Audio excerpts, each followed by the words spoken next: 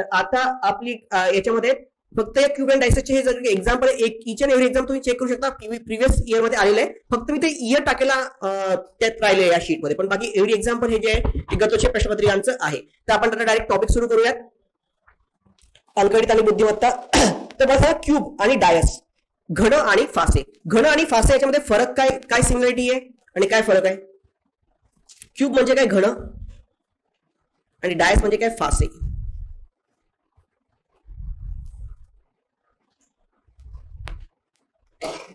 घन आणि फासे, क्यूब आणि डायस याच्यामध्ये फरक आहे. क्यूब म्हणजे काय सांगा, घन म्हणजे काय असतो, आपण ज्याला म्हणतो क्यूब. क्यूब म्हणजे काय सांगा, घन म्हणजे काय? येस, 6 पृष्ठभाग. Okay, yes. हा, आणखी?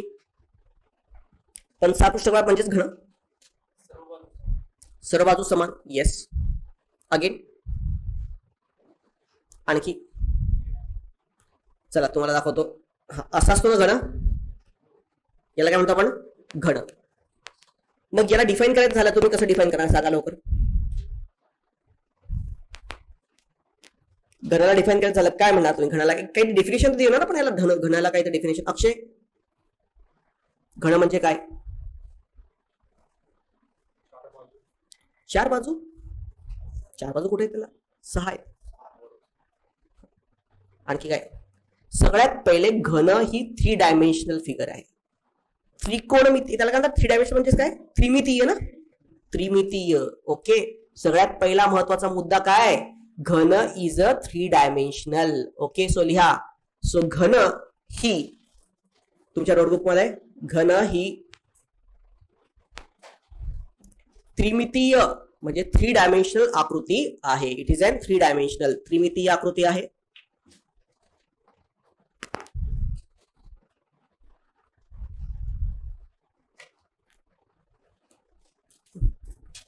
हँडआउट कोणाला मिळाले नाहीत? हँडआउट्स इकडे डिस्ट्रीब्यूट करा.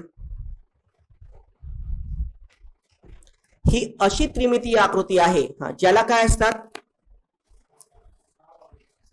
6 बाजू, 6 पृष्ठभाग. बेटर वे म्हणायचं झालं तर काय? 6 फेसेस म्हणजेच काय? पृष्ठभाग, किंवा काही त्याला बाजू सुद्धा म्हणतात. पण खूपदा कन्फ्युजन होतं, कधी कधी पृष्ठभाग हा शब्द यूज होतो, कधी बाजू शब्द यूज करतो. म्हणून आपण काय करणार? फेसेस सुद्धा लिहून घ्या. तुम्हाला जर का कन्फ्युज झालं तर इंग्लिशमध्ये आपल्याला वाचता आलं पाहिजे अशा प्रश्नांमध्ये. Okay, so 6 faces. ठीक आहे, 6 फेसेस. आणखी पुढे बघा, या आकृतीला बघून काय लक्षात येतं? असं स्टडी करायचं असतं रिझनिंग. आणखी काय लक्षात येतं? 6 फेसेस आहेत, कोणते कोणते तंत्र बघू. आणखी काय याला? 12 कडा. Yes, so 12 edges.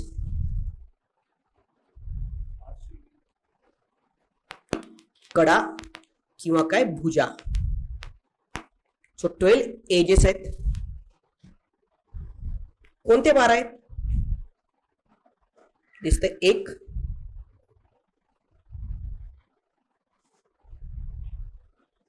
5, 6, 7, 8, 9, 10, 11 आणि 12. So how many edges? 12 edges. भुजा आहेत 12, त्याला 12 कडा आहेत. हा, 6 काय आहेत? पृष्ठभाग आहेत. 6 काय आहेत? फेसेस आहेत. आणखी काय?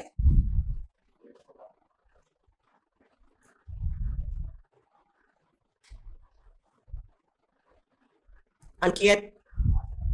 हा, 8 काय आहेत? हा, येस, 8 कॉर्नर्स, 8 कोपरे. आणखी काय याला? 8 कॉर्नर्स आहेत. 8 काय? कोपरे आहेत.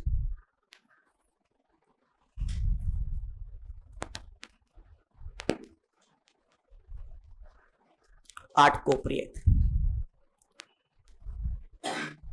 कळलंय? राठोड सर कळलंय? 8 कोपरी आहेत. ठीक आहे, काय डाऊट कोणापर्यंत? मग कोणी डिफाईन करा की क्यूबला डिफाईन करा. तुम्ही क्यूबला काय म्हणणार? It's a 3 dimensional figure. किती आहे? ही त्रिमितीय आकृती आहे ज्याला 6 पृष्ठभाग आहेत. आणखी काय? 12 एजेस आहेत आणि काय? 8 कोपरे आहेत. बरोबर आहे. आणि सगळे पृष्ठभाग जे त्यांचा एरिया जो आहे तो काय? समान आहे. बरोबर आहे. सो क्यूब ज्याला आपण म्हणतो, क्यूब म्हणजे काय? समान लांबीचे. हे सगळ्या गोष्टी काय? समान लांबीच्या आहेत. ठीक आहे, डिफायनेशन झाली सगळ्यांना. So now what is the difference between cube and dice? आता हा झाला घन. आपण आता डिफाईन काय केलं? घनाला डिफाईन केलं. आता घन म्हणजे काय आणि फासा म्हणजे काय रे? काही फरक आहे दोघांमध्ये की सेम आहे? फासा म्हणजे काय आणि घन म्हणजे काय? खेळे कधी लुडो? आजकाल डिजिटल लुडो खेळतो सगळेजण आपण. हा, तर आपण जेव्हा हे करतो लुडो खेळतो तेव्हा तो काय, त्याला आपण काय म्हणतो? घन थोडी म्हणतो, त्याला काय म्हणतो? फासा. फासा म्हणजे काय? फक्त फासा म्हणजेच काय? घनच आहे, फक्त त्याच्यावरती नंबर दिलेला आहे. जेव्हा असा नंबर येऊन जातात तेव्हा तो काय बनून जातो? फासा बनून जातो. बघा हा जो आहे, हा प्रत्येक जो हे आहे हा काय आहे? हा फासा आहे. करेक्ट. सो प्रत्येक घनावरती काय दिलेलं आपल्याला? काहीतरी नंबर दिलेला आहे. 1 2 3 4 5 6 हे जे नंबर दिलेले असतात त्याला आपण काय म्हणतो? फासा असतो. आणि आपल्याला माहिती आहे की ऍक्च्युअल जो फासा असतो त्याच्यामध्ये जे दोन अपोजिट नंबर आहे यांची बेरीज नेहमी काय असते? 7 असते. पण तो रूल इथे आपल्याला लागू होत, इथे नका लागू इथे, की अपोजिट याची बेरीज काय असेल? 7 असेल. ओके. सो पण ऍक्च्युअलच्या फासामध्ये काय असतं? तर याचा अर्थ काय की प्रत्येक घन, प्रत्येक फासा, प्रत्येक हा फासा हा घन आहे, पण प्रत्येक घन हा फासा नाही. म्हणजे घन म्हटलं म्हणजे ही रूम सुद्धा एक घनाकृती होऊ शकते ना, तर याला तुम्ही फासा म्हणणार का? काहीच फरक नाही. फासा, प्रत्येक फासा हा घन आहे, परंतु प्रत्येक घन हा फासा नाही. सो तुम्ही लिहायचं असेल तर लिहू शकता काय की प्रत्येक फासा काय आहे? घन आहे, परंतु प्रत्येक घन हा फासा नाही.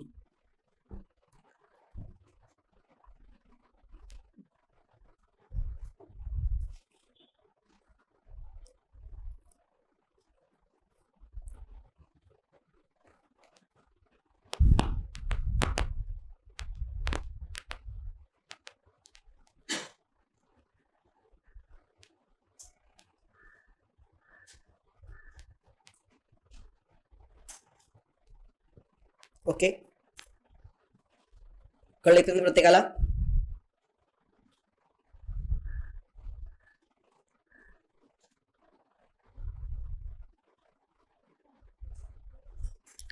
आता घनांची जी काही उदाहरणं आहेत आपण बघितलं की याला काहीतरी पृष्ठभाग असतात, काही त्याला आपण बाजू म्हणतो, किंवा काही काय असतात, कोपरे असतात, किंवा काही एजेस असतात. पण मोस्टली घनांची जी काही उदाहरणं आहेत जी ज्या गोष्टीवरती डिपेंडेंट राहतात ते म्हणजेच काय? त्याचे पृष्ठभाग.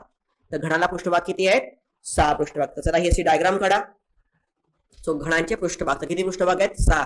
मग त्या 6 पृष्ठभागांना आपल्याला काहीतरी नाव द्यावी लागतील ना. मग काय नाव देणार आपण?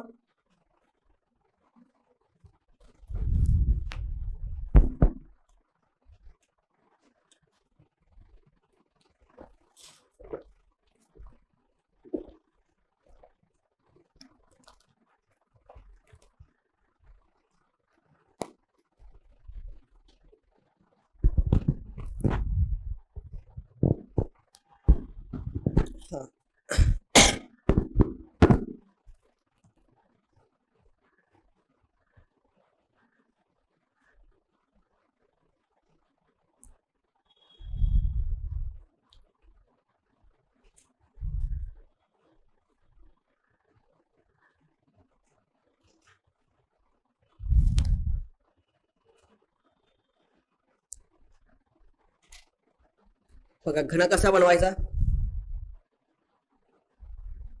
असा एक चौकोन घ्या, तर थोडासा वरती या असा एक चौकोन घ्या. ठीक आहे, आणि ह्याचे जोडून द्या. झाला घन.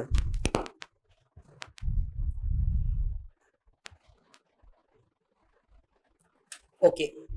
हा, हे 6 पृष्ठभाग आहेत, त्यांची नावं काय काय आहेत? तर याच्यामध्ये जो वरचा पृष्ठभाग आहे त्याला काय म्हणतात? टॉप फेस, म्हणजेच काय? वर. बॉटम म्हणजे काय? खाली. राईट हँड साइड म्हणजे काय? उजवी बाजू. एलएचएस म्हणजे काय?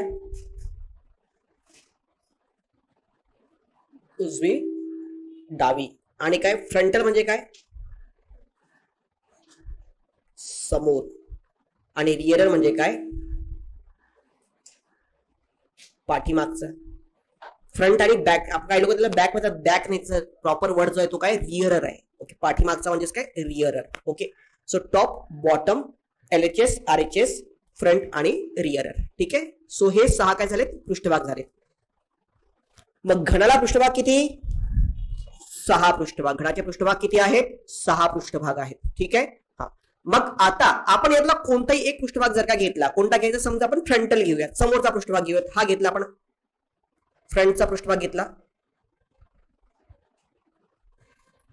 तर या फ्रंटच्या पृष्ठभागाला अपोजिट मध्ये किती पृष्ठभाग आहेत? विरुद्ध. फ्रंटच्या समोर कोणता आहे अपोजिट मध्ये? रिअर आहे ना. हा, तर फ्रंटच्या पृष्ठभागाच्या समोर मध्ये कोणता पृष्ठभाग आहे? रिअर पृष्ठभाग आहे. या अपोजिट बघा हा. सो फ्रंट आणि रिअर हे एकमेकांचे काय झालेत? विरुद्ध झालेत. हे सोडून बाकी कोणता आहे का रे? बाकी कोणता विरुद्ध आहे का? नाही. मग बाकी विरुद्ध नाहीत तर बाकी काय आहेत त्याचे? ऍडजस्टंट आहेत, म्हणजेच काय? लगतचे आहेत, त्यांच्या शेजारचे आहेत. मग शेजारचे पृष्ठभाग कोणते? आपला पृष्ठभाग कोणता आहे? हा आहे आपला. आपण सध्या कन्सिडर काय करतोय? फ्रंट पृष्ठभाग. समोरचा.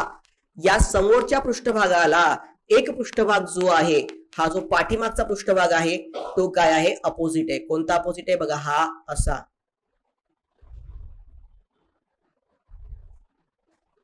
हा काय? हा झाला अपोजिट झाला. ठीक आहे.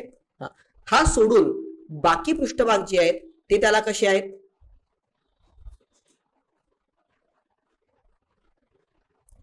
शेजारचे किंवा लगतचे. कोणते कोणते? बघा हा. बघा हा इथला दिसतोय. हा जो RHS आहे तो त्याला काय झाला? लगतचा झाला. सेम वे LHS जो आहे हा सुद्धा त्याला काय झाला? लगतचा झाला. टॉपचा बघा, वरचा इथे जॉईंट आहे की नाही? इथे बघा हा वरचा पण त्याला काय झाला? लगतचा झाला. बॉटमचा जर खालचा पण बघितला तर तो सुद्धा त्याला काय झाला?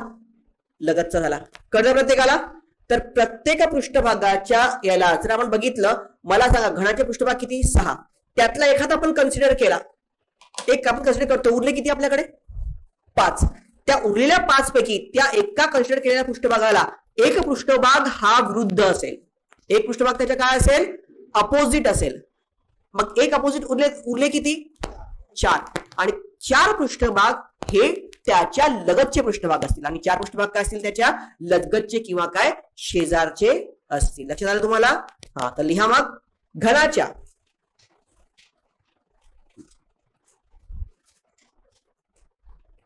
घनाच्या कोणत्याही एका पृष्ठभागाला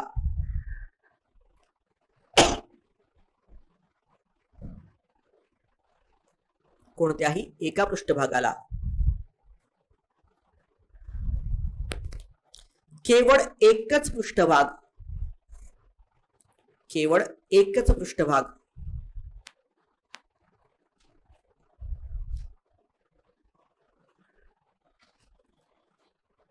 हा विरुद्ध किंवा अपोजिट असेल.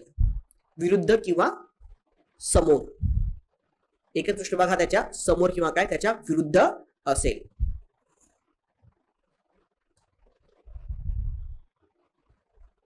आणि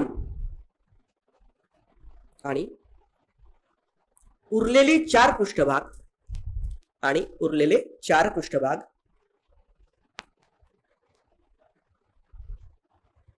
हे त्याच्या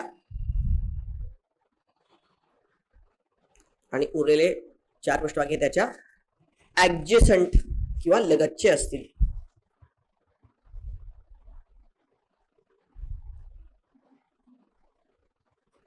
ऍडजसंट म्हणजे काय? लगतचे किंवा स्लॅश करा शेजारचे. कारण कधी आयोग शेजारचे शब्द यूज करतो, कधी लगतचे यूज करतो, तर आपण इथे कन्फ्युज व्हायला नको, म्हणून या टर्मिनॉलॉजी आपल्याला माहिती पाहिजे. लगतचे किंवा शेजारचे असतील. कळला इथपर्यंत मुद्दा प्रत्येकाला? काही डाऊट कोणाला? मग आता बघा आपण एक एक फेज घेऊयात.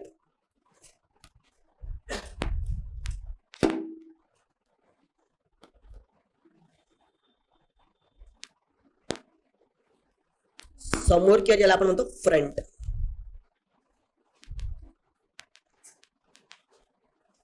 हे अपोजिट याचं काय आपण म्हणतो? विरुद्ध पृष्ठभागांची पेर आपण बघूयात. विरुद्ध पृष्ठभाग.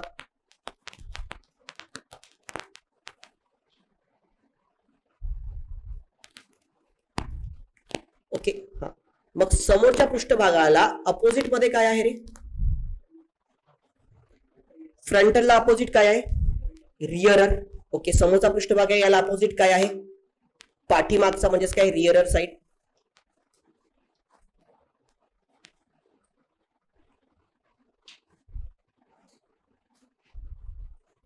याला कोणती साइड आहे? रिअर. सो फ्रंटच्या अपोजिट काय आला? रिअर आला. हा आपल्या अंडरस्टँडिंग साठी असा एरो म्हणजे आपण विरुद्ध घेत जाऊ. असा एरो, डबल एरो म्हणजे काय, विरुद्ध. ठीक आहे. हा, सेकंड पेअर आपली कोणती बनते मग, उजवी, ज्याला आपण म्हणतो RHS. याला अपोजिट काय होणार, डावी, म्हणजेच काय LHS. सो उजवीला अपोजिट काय, डावी साईड, त्याला आपण काय म्हणतो, LHS म्हणतो. सो उजव्याचा अपोजिट काय, डावी. थर्ड, वरती म्हणजे टॉप.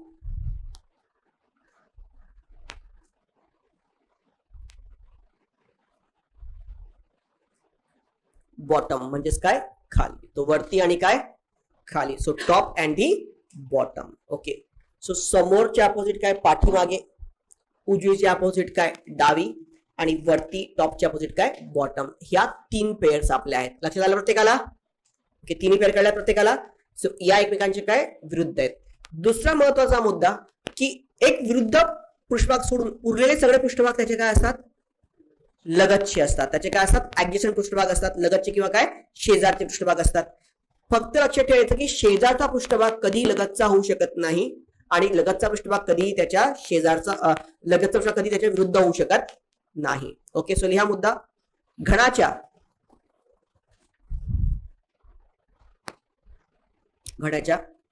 कोणत्याही एका पृष्ठभागाला, कोणत्याही एका पृष्ठभागाचा विरुद्ध पृष्ठभाग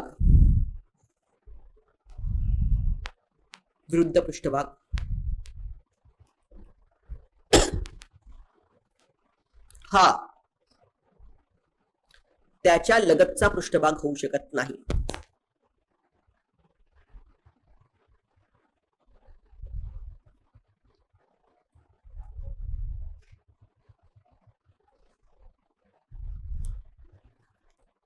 आणि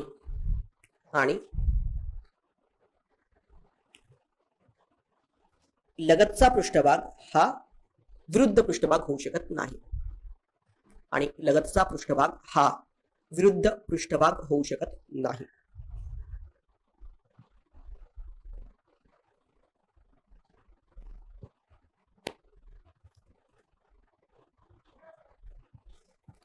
क्लिअर.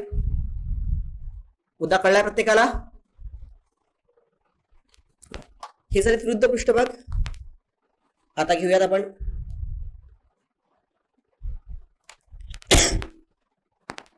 ऍडजसंट म्हणजेच काय,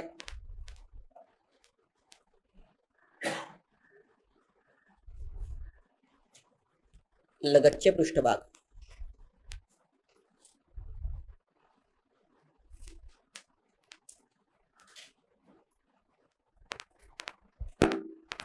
ऍडजसंट. मग आता बघा, पहिलं जर आपण बघितलं समोर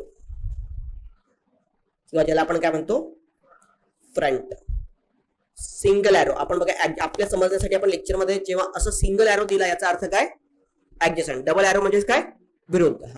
आता समोरच्या याच्यामध्ये पाठीमागे सोडून, त्याच्या अपोजिट काय होतं, पाठीमागे सोडून हे उरलेले 4 सगळे त्याचे काय राहतील, लगतचे राहतील.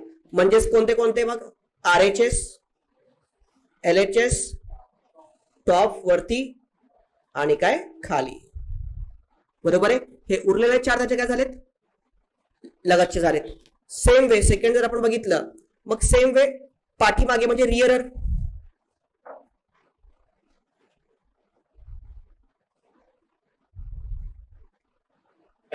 याला मध्ये पण सेम, रिअररच्या अपोजिट काय आहे, फ्रंट आहे. फ्रंट सोडून हे उरलेले 4 सगळे याला काय होतील, लगतचे होतील. ऍडजसंट कोणते कोणते मग,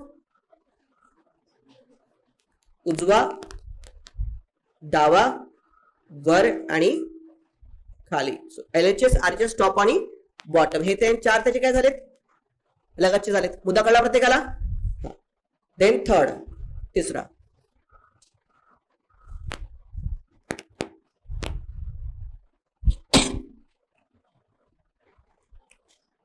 मग अगेन उजवी बाजू जर आपण बघितली, उजवी ज्याला आपण म्हणतो RHS. RHS चे अपोजिट काय रे, LHS सोडून उरलेले बाकी सगळे पृष्ठभाग त्याचे काय होतील, लगतचे होतील. मग कोणते कोणते? मग समोर, पाठीमागे, टॉप आणि बॉटम, वर आणि खाली. आता हीच गोष्ट कंटिन्यू होईल कशामध्ये? डावी, ज्याला आपण म्हणतो LHS. सेम टू सेम सगळे चार इथे कॉमन राहतील ना. तर उजव्याचा अपोजिट डावा, डावाचा अपोजिट उजवा आहे. बाकी दोन्ही पण याच्यामध्ये काय राहणार? कॉमनच राहणार आहे. करेक्ट. हा. देन फिफ्थ, टॉप वर. मग टॉपचे ऍडजसंट कोण? समोर, खाली सोडून बाकी सगळे. समोर, पाठीमागे,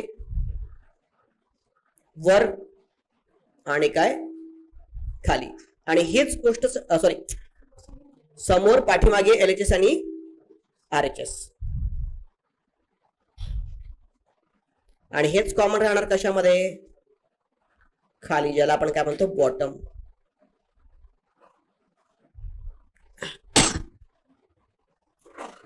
गॉट कळलं प्रत्येकाला?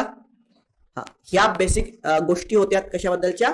घडाबद्दलच्या. When we talk about the cube, की काय काय गोष्टींचं आपल्याला आयडेंटिफिकेशन करायचं, कोणत्या कोणत्या गोष्टींची आपल्याला काळजी घ्यायची आहे. लक्षात प्रत्येकाला? आता काय डाऊट आहे कोणाला डिफरंट?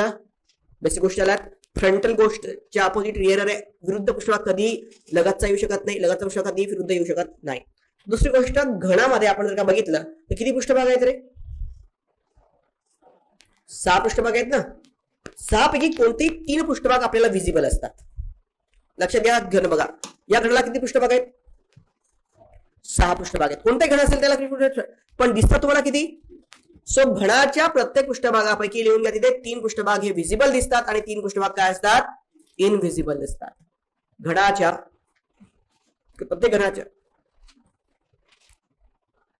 किंवा घनामध्ये 3 पृष्ठभाग, घनामध्ये असलेल्या 6 पृष्ठभागापैकी 3 पृष्ठभाग हे व्हिजिबल असतात आणि 3 पृष्ठभाग हे इनव्हिजिबल असतात. म्हणजे 3 पृष्ठभाग दिसतात एकासोबत आणि 3 पृष्ठभाग काय असतात? लपलेले असतात. कळलं प्रत्येकाला? हा.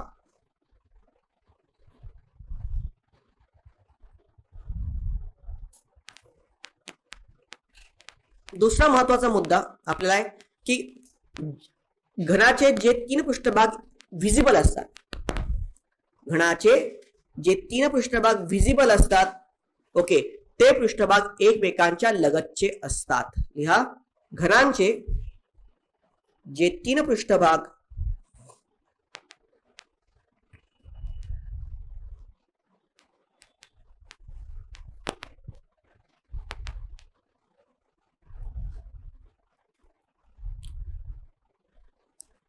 व्हिजिबल असतात ते एकमेकांच्या लगतचे असतात. म्हणजे ते एकमेकांच्या अपोजिट येऊ शकत नाहीत. म्हणजे बघा, आकृतीमध्ये आपण बघूयात.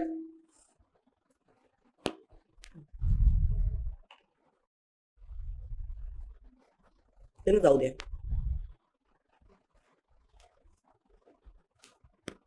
हा पहिला घन बघा,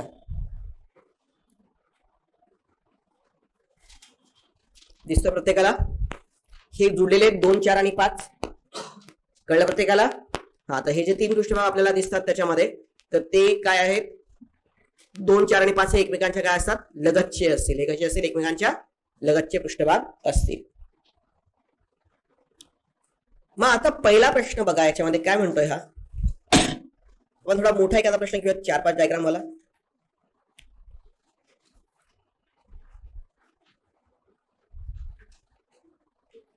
याच्यामध्ये हेच आहे का? 3चा आहे. हा, 3 पण मोठा प्रश्न आला.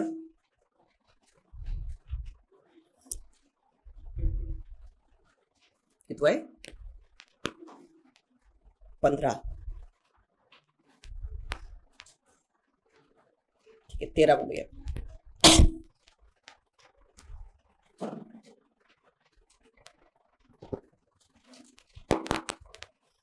आता आयडेंटिफाय कसं करायचं? आता यांनी काय म्हटलं याच्यामध्ये बघा, आता हे पहिल्या पॅटर्नची उदाहरण आता आपण बघण्याला सुरुवात करणार आहोत. आणि जे येतात एक्झामिनेशन मध्ये की या पृष्ठभागाच्या विरुद्ध मध्ये कोणता पृष्ठभाग येईल असा प्रश्न येतात तुम्हाला. आयवा देतात. आता प्रश्न क्रमांक 13 बघा, 13. खालील चौकोनाकृती ठोकळ्याच्या अवस्थांचे निरीक्षण करा आणि 1च्या विरुद्ध कोणता अंक आहे तो आपल्याला काय करायचा आहे, शोधायचा आहे. सो 1च्या विरुद्ध बाजूचा अंक कोणता, तो जिथे 1 येईल तर त्याच्या विरुद्ध काय येणार. मग आपण या टाइपच्या एक्झाम्पलला कसं सॉल्व्ह करतो किंवा कशा प्रकारचे या टाइपचे उदाहरण सोडवायचे ते आपण बघणार आहोत. आता पहिली गोष्ट बघा, इथे 1 आहे, याच्या विरुद्ध आपल्याला काढायचं आहे. 1 बाकी कुठे आलंय का, नाही, याच्यामध्ये आलेलं आहे. 1च्या ऍडजस्टंट कोण आहे रे, 6 आणि काय 2. तर पर्याय 2 विरुद्ध येऊ शकेल का, कारण पर्याय 2 हा 1च्या काय आहे, लगतचा असल्यामुळे तो विरुद्ध येईल का. हा ऑप्शन तिथेच काय झाला, रद्द झाला. हा ऑप्शन काय झाला, तिथेच रद्द झाला. लक्षात आलं तुम्हाला, कारण डायग्राम मध्ये जो प्रश्न विचारला त्याच्यामध्ये तो आपण असा तसा रिमूव्ह करू शकतो. पण आता प्रश्न होतोय 4, 5 आणि 3 यापैकी काय हे उत्तर असेल. 4, 5 आणि 3 याच्यापैकी काय उत्तर असेल. ओके, हा प्रश्न आपल्याला उरतोय याच्यामध्ये. हा, मग या टाइपचे एक्झाम्पल्स कसे सॉल्व्ह करायचे, एक तर याच्या सॉल्व्ह करायचे 2-3 डिफरंट मेथड्स आहेत, ते आपण मी डिस्कस करूया. तुम्हाला जी पण फिजिबल वाटली ती मेथड आपण जी आहे ती आपण तुम्ही घेऊ शकता. ओके, हा, तर पहिली मेथड आहे याच्यामध्ये की असा नंबर शोधायचा की जो जास्त वेळा आलाय. याच्यामध्ये ऑब्झर्व करा कोणता नंबर आहे की जो जास्त वेळा आला. कोणता नंबर जास्त वेळा आला, 3 नंबर जास्त डायग्राम मध्ये आलेला आहे.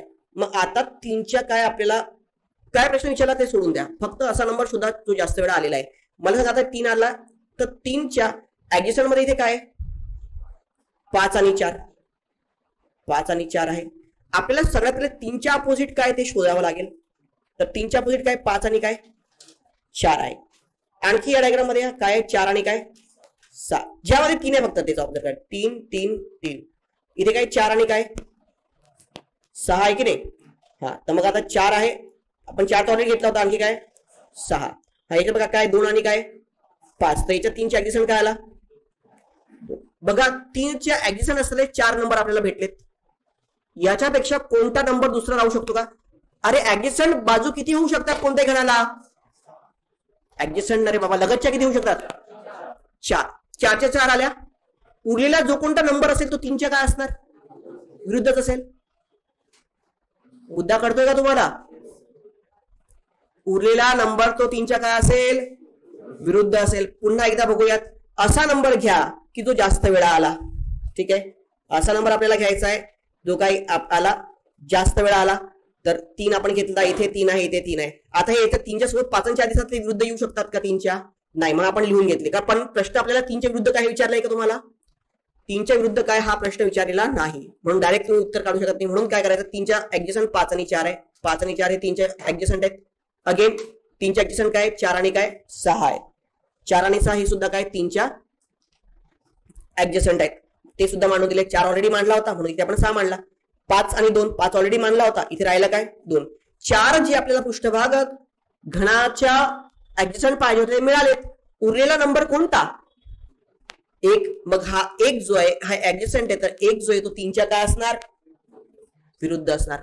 आता 3च्या विरुद्ध 1 काय, तर मग 1च्या विरुद्ध काय, अरे एलएचएसचा अपोजिट आरएचएस आहे, तर आरएचएसच्या अपोजिट काय एलएचएस. 3च्या विरुद्ध जर का 1 असेल तर 1च्या विरुद्ध काय येणार 3. मग 1च्या विरुद्ध तुमचा आन्सर काय असेल, म्हणून तुमचं उत्तर काय पर्याय क्रमांक 4. आणि आयोगाला आलेला प्रश्न आहे हा. ओके, म्हणून तुमचं उत्तर काय येणार, पर्याय क्रमांक 1च्या विरुद्ध काय 3 येईल. ठीक आहे, 1च्या विरुद्ध काय येणार 3 येणार. कळलं प्रत्येकाला. काय मेथड बघितली आपण. पहिला मुद्दा, असा घनाचा पृष्ठभाग बघायचा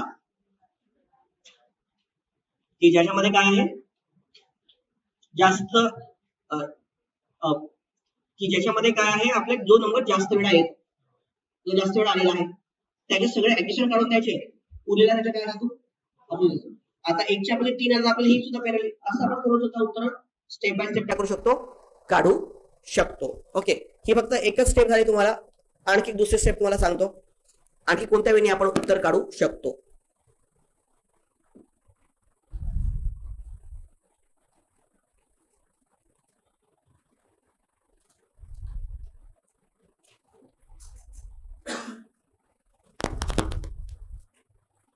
second method to solve this type of example. यापेक्षा पण इझी. हे आलं तर एकदम तुम्ही म्हणाल इतकं सोपं कसं या प्रश्न येतात त्यामध्ये. असं घन बघा की ज्याच्यामध्ये केवळ एकच पृष्ठभाग कॉमन आहे. पहिला महत्वाचा मुद्दा. असे दोन घन घ्या, असे दोन घन घ्यायचे आपल्या याच्यामधले की ज्याच्यामध्ये एक आणि फक्त एकच पृष्ठभाग कॉमन आहे. असे कोणते घन आहेत रे? पहिला आणि दुसरा बघा, याच्यामध्ये काहीतरी कॉमन आहे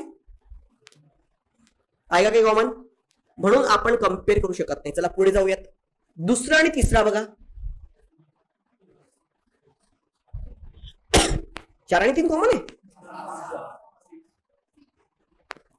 फक्त 2 चालणार नाहीत.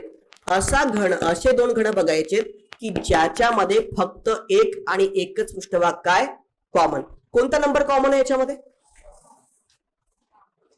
दुसऱ्या आणि तिसऱ्यामध्ये म्हणतोय ना 5 आहे का? 5 तर नाहीच त्याच्यात. काय आहे? इथे आहे 6 आणि इथे पण काय 6. इथे घेऊयात आपण पहिलावाला. हा आपल्यासाठी हा पहिला झाला ना, इथे मांडा 6. ठीक आहे, इथे मांडायचा 6, हा पहिल्याचा.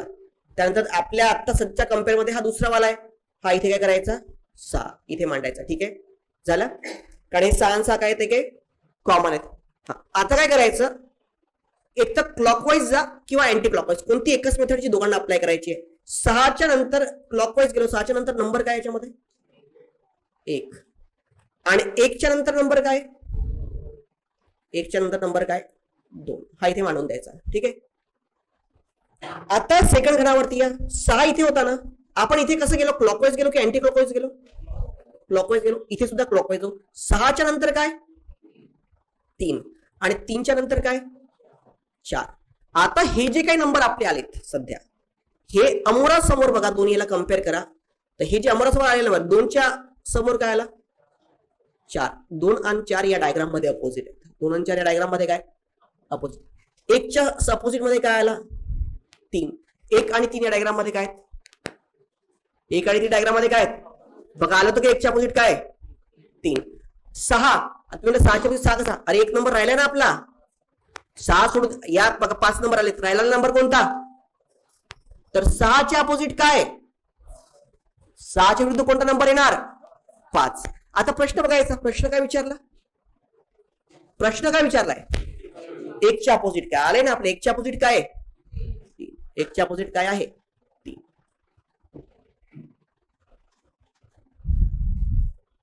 Got it? कळलं प्रत्येकाला? मग सेकंड मेथड काय महत्वाचा, फक्त एक आणि एकच पृष्ठभाग कॉमन असला पाहिजे. नियम लक्षात आला प्रत्येकाला? काय नियम सांगितला होता मी तुम्हाला? फक्त एक आणि एकच पृष्ठभाग हा त्यांच्यामध्ये काय असला पाहिजे, कॉमन असला पाहिजे. तेव्हाच दोन पृष्ठभाग चालणार नाहीत. दोन पृष्ठभाग कॉमन चालणार नाहीत. दोन पृष्ठभाग जर का कॉमन असेल तर तेव्हा काय रूल अप्लाय होतो ते सुद्धा मी तुम्हाला सांगेल. पण पहिले आता थोडे आपण एक्झाम्पल सोडवायला सुरुवात करूयात मग. ओके, हा तर मला लक्षात, हा चला हा घड घ्या मग.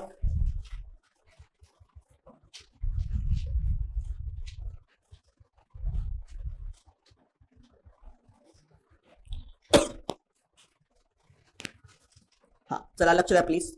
पहिला प्रश्न प्लीज गिव्ह कॉन्सन्ट्रेशन करा. खालील घनापैकी शेवटच्या घनाच्या खालच्या पृष्ठभागावर कोणता अंक असेल? ओके, शेवटचा घन म्हणजे कोणता रे? थर्ड नंबरचा. त्याच्यामध्ये खालचा पृष्ठभाग काय, तो आपल्याला कशाच्या विरुद्ध काढायचा आहे रे? 4च्या. कारण वरती काय, वरती काय 4. सगळं लक्ष द्या प्लीज, 2 मिनिटं नंतर सॉल्व्ह करा. आपल्याला काय करायचंय, 4च्या अपोजिट काय आहे ते. तुम्हाला मी 2 मेथड सांगितल्यात, पहिली मेथड आणि दुसरी मेथड. कोणती इझी वाटते तुम्हाला? सेकंड जास्त इझी रे, त्याला अप्लाय करूयात आपण. ओके, हा तर आता बघा या दोन्ही याच्यामध्ये बघा, पहिला घन आणि दुसरा घन, पहिला घन आणि दुसरा घन याच्यामध्ये किती नंबर कॉमन आहेत? 2 नंबर कॉमन आहेत. किती नंबर कॉमन आहेत? 2 नंबर. आपल्याला नियम काय सांगत होता आपला? एकच. म्हणून आपण दोघं घेऊ शकतो का रे? नाही घेऊ शकत. मग आपण येऊयात दुसऱ्या आणि तिसऱ्यावरती. सो दुसरा नंबर 2 अँड नंबर 3, नंबर 2 आणि नंबर 3 याच्यामध्ये जर का आपण कम्पेअर केलं, नंबर 2 आणि नंबर 3 मध्ये जर का आपण कम्पेअर केलं, तर काय लक्षात येत आहे? काय कॉमन आहे?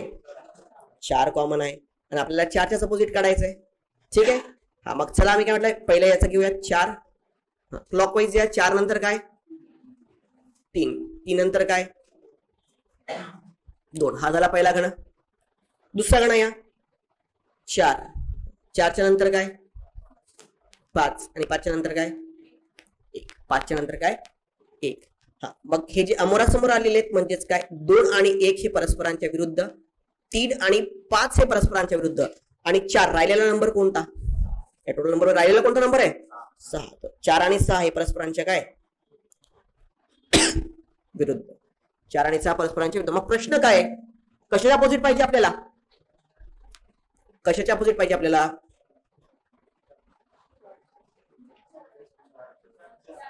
4च्या अपोजिट पाहिजे.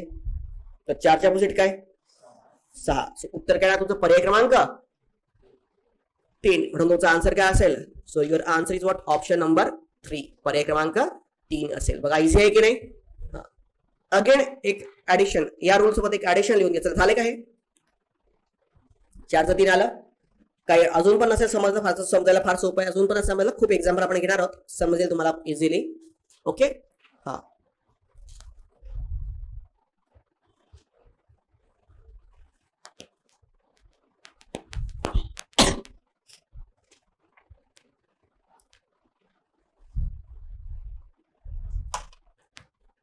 जेव्हा घनाच्या 2 स्थितीमध्ये, कारण हा एकच घन आहे ना, तर जेव्हा घनाच्या 2 स्थितीमध्ये, जेव्हा घनाच्या 2 स्थितीमध्ये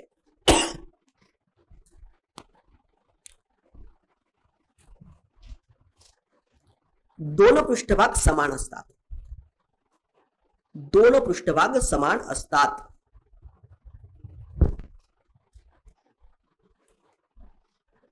दोन पृष्ठभाग समान असतात, तेव्हा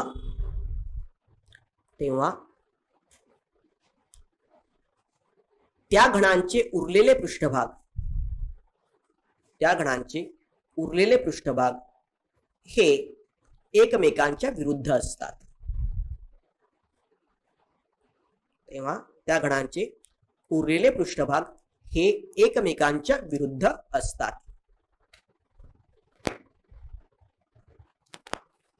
ओके हा याचा अर्थ काय बघा, ह्या 2 डायग्राम ऑब्झर्व करा. याच्यामध्ये काय आहेत, कोणते 2 पृष्ठभाग कॉमन आहेत,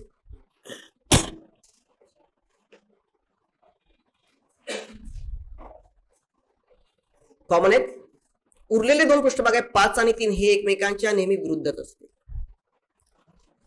बघा आपले 5 आणि 3 अपोजिट आले होते की नाही, आले होते का 5 आणि 3. पण ही मेथड का अप्लाय नाही करायची, कारण ते प्रश्न काय विचारा 4च्या अपोजिट, यात तर 4च्या अपोजिट काय ते माहिती पडत नाही ना आपल्याला. पण 4च्या अपोजिट काय ते माहिती पडतंय का आपल्याला, माहिती पडत नाही.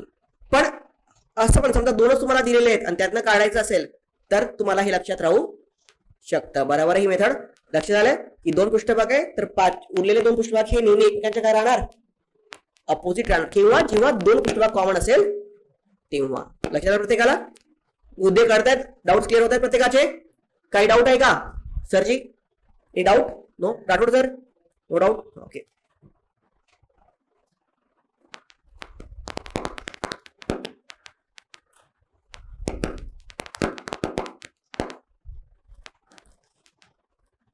एक अंक असलेल्या पृष्ठाच्या विरुद्ध पृष्ठावरती कोणता अंक असेल,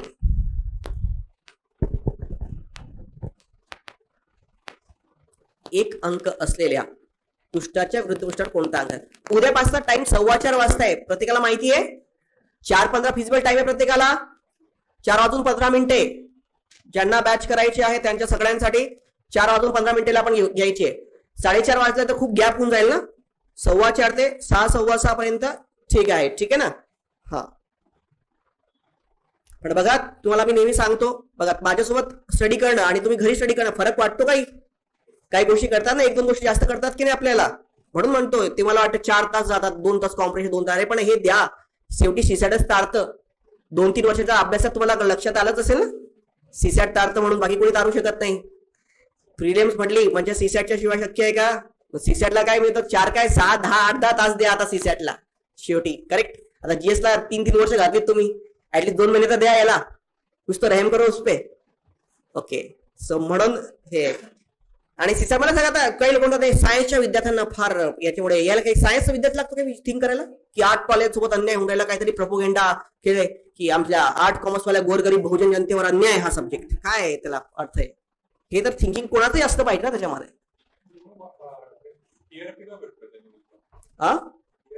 टीआरपी याच्यासाठी भेटतं कारण अपयशी लोक जास्त आहेत ना स्पर्धा परीक्षेमध्ये. 2% लोकच यशस्वी होतात आणि 98% लोक नापास होतात. मग नापास झालेल्या विद्यार्थ्याला काहीतरी बहाणा तर पाहिजे असतो ना. Failure always searches the excuses. पण पहिली गोष्ट सीसर काही संबंधच नाहीये. आता इकडे तुम्ही बघा, हे तर काहीच नाही. आपण जे शिकतो इतके बेसिक लेवलचे मॅथ्स आणि बुद्धिमत्तेची उदाहरणं आहेत ही. तुम्ही जर का बघितलं तर SSC CGL ची उदाहरणं जर तुम्ही बघितली, ट्रिग्नॉमेट्री जॉमेट्री, ती आर्टची विद्यार्थी क्रॅक करतात तिथले. मग तिथे सगळे इंग्लिश शिकतात, तिथे सगळे मॅथ्स करायला तयार असतात त्याच्यामध्ये. तिथे कुठे मुद्दा येतो का? तिथे पूर्ण मॅथ्स, 200 मार्काचं मॅथ्सच आहे त्यामध्ये. आणि आपले बेसिक मॅथ्स कमी आहे त्यात. जॉमेट्री, ट्रिग्नॉमेट्री, अल्जेब्रा, जर SSCच्या परीक्षा बघितल्या, त्या परीक्षा बघितल्यात, त्याला काही हे नाही ना त्यामध्ये. पण आता कसं आहे की काहीतरी प्रोपोगेंडा किंवा काही मुद्दा पाहिजे असतो म्हणून. आणि मी तर म्हणतो यांना क्वालिफाय करायचं आहे ना, त्यांनी एक काम करायचं, 2020चा 2021चा 2019चा युपीचा सीसरचा पेपर सॉल्व्ह करून घ्यायचा एकदा. नंतर विचार करायचा की क्वालिफाईंग करणं म्हणजे काय असतं ते. ओके, त्यांना विचारा काय स्थिती होते.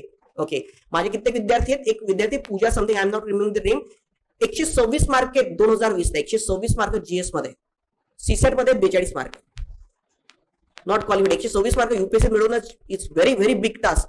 जिथे 100 कट ऑफ लागतो तिथे 126 मार्क आहे. तो विचार करा तुम्ही. ओके, हा, या एक अंक असेल, या पृष्ठाच्या विरुद्ध पृष्ठावर कोणता अंक असेल? प्रत्येकाचं उत्तर येते 6.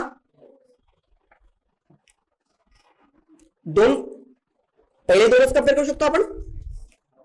येस, 6, हा इथे 6, इथे 6 आहे. 6 क्लॉकवाईज 6 2 5, 6 3 4. सो 5च्या अपोजिट 4, 2च्या अपोजिट 3, तर राहिला काय? 6च्या अपोजिट काय? 1.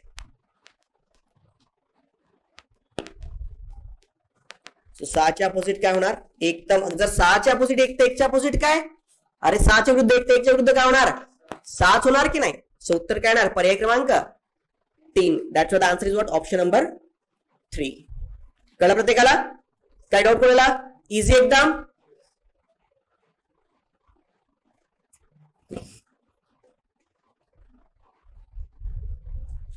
चला प्रश्न क्रमांक 9 घ्या.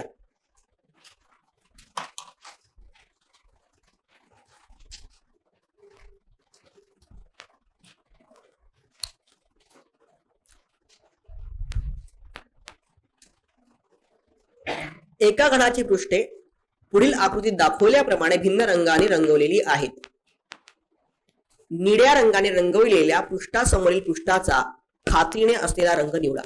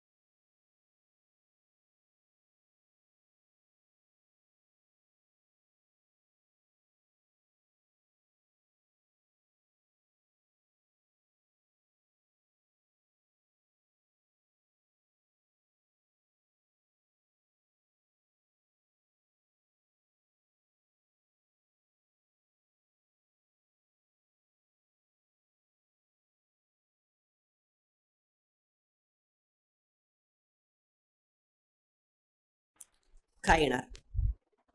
इथे आपला रूल पण कोणता लागू होत नाही.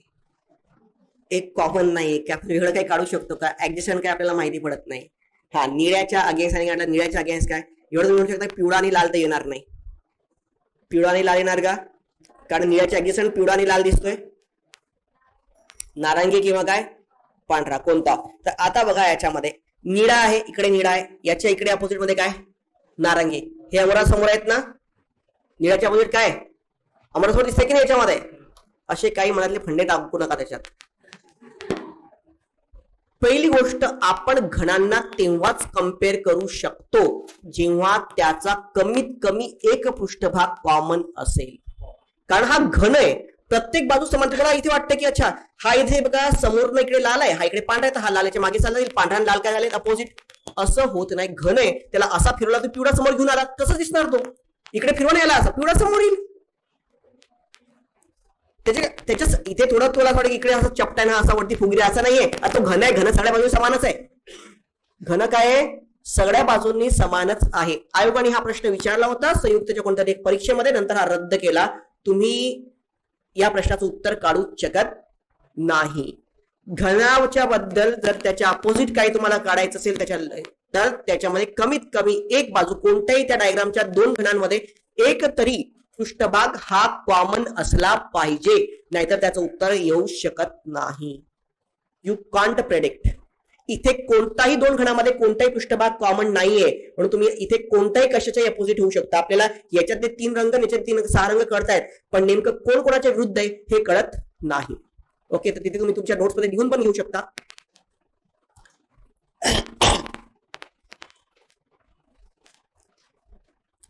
दिलेल्या घनाच्या दोन स्थितींमधून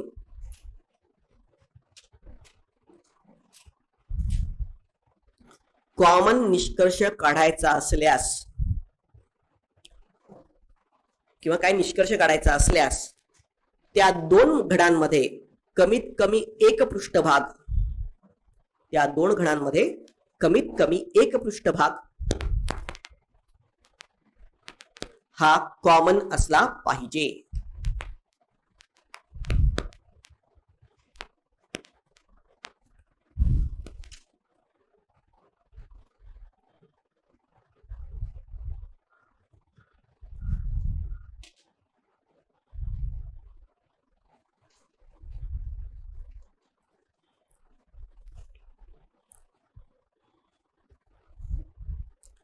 एक पृष्ठ कॉमन असला म्हणून हा प्रश्न रद्द केला. आणि आयोग हुशार आहे, आयोगाने पहिल्या वर्षी हा प्रश्न रद्द केला आणि दुसऱ्या वर्षी सेम प्रश्न विचारला. बघा दिसतोय तुम्हाला, आयोगामध्ये आलेला प्रश्न हा सेम प्रश्न बघा कसा विचारला. घनाची 6 भिन्न पृष्ठ रंगवलेली आहेत. निळ्या रंगाच्या पृष्ठाच्या समोर निश्चितपणे कोणत्या रंगाचे पृष्ठ येईल, आणि हे दोन तुम्हाला डायग्राम दिलेले आहेत. याच्यावरून त्यांनी विचारलं की आता हा प्रश्न त्यांनी कन्वर्ट केला कशामध्ये, डेटा सफिशियन्सी मध्ये. डेटा सफिशियन्सी माहिती तुम्हाला, डेटा सफिशियन्सी मध्ये सेम पॅटर्न पण त्यांनी कन्वर्ट करून टाकला. Data sufficiency nothing but application of maths and reasoning. त्याचे प्रश्न इन्क्लूड करून त्याचे जे काही कन्सेप्ट आहे त्यालाच फिरवून तुम्हाला डेटा सफिशियन्सीचे प्रश्न त्याच्यामध्ये विचारण्यात येतात. ठीक आहे. मग आता याच्यामध्ये जर का आपण बघितलं तर सेम वे आहे. निळ्या रंगाच्या पृष्ठाच्या समोर निश्चितपणे कोणत्या रंगाचं पृष्ठ येईल. सगळे भिन्न आहेत, काही सांगू शकतो आपण. मग तुमचं उत्तर काय असेल. ए फक्त सामग्री ए, या ए पहिल्या डायग्राम वरून तुम्ही सांगू शकता का की निळ्याच्या अगेन्स्ट कोणता रंग येईल ते. नाही. बी सामग्री बी सेकंडच आहे, तर त्याच्यामध्ये तुम्ही सांगू शकता का की बीच्या अपोजिट काय येईल ते सांगू शकता का. नाही. एकत्रितपणे इथे पुरेशी आहे पाहिजे, याच्यामध्ये इथे नाही झालं ना, एक आहे आणि एक आहे पुरेशी नाही. तर इथे पर्याय क्रमांक 4 जर का आपण बघितला तर काय, सामग्री ए आणि बी एकत्रितपणे सुद्धा तुम्ही केली, दोन्ही डायग्रामला मिळवलं तरी तुम्ही सांगू शकत नाही की निळ्याच्या ऑपोजिट काय येणार. तर तुमचं उत्तर काय येणार, पर्याय क्रमांक 4. सामग्री ए आणि सामग्री बी दोन्ही एकत्रितपणे पुरेशा नाहीत. ओके, कळलं प्रत्येकाला.